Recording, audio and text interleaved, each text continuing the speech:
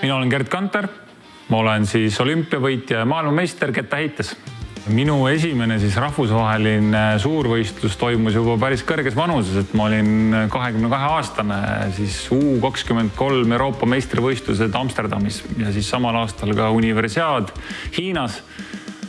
Need olid kaks minu esimest siis rahvusvahelist tiitlivõistlust. Nendel võistlustel läks mul, ütleme siis nii ja naa, et U23 Euroopa meistrivõistlustel ma saavutasin 5. koha ja siis universiaadil jäin napilt finaalist välja, et olin vist 13. Nii et siuke hea kondiproov, aga kindlasti edu ei saanud veel maitsta. Minu siis sellised saavutused esimestel võistlustel olid ikkagi seotud minu hilise arenguga, et kuna ma leidsin enda jaoks kettaheite ikkagi pigem gümnaasiumi siis viimases astmes ja pigem ülikooli siis esimestel kursustel, siis sellest tulenevalt ka selline minu hiline murdmine rahvusvahelise areenile. Emotsioonid rahvusvahelistel võistlustel kindlasti olid igati positiivsed, et ma usun, et väga paljud noored ikkagi saavad indu sellest, kui erinevad võistlused toimuvad kuskil eri maailma kohtades.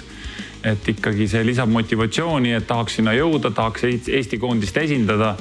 Nii et ma arvan, et nii asukoht kui ka see, et sa oled ikkagi oma riigi parim ja saad võimaluse rahvusvahelistel tiitlivõistlustel oma riiki esindada, siis ma arvan, et see on see peamine motivatsioon noortele. Kõik Eesti noored, kes siis saavad võimaluse rahvusvahelistel noortemängudel või lastemängudel osaleda, siis kindlasti ma arvan, neid ootab ees üks suurepärane võimalus kodupubliku eest ennast proovile panna.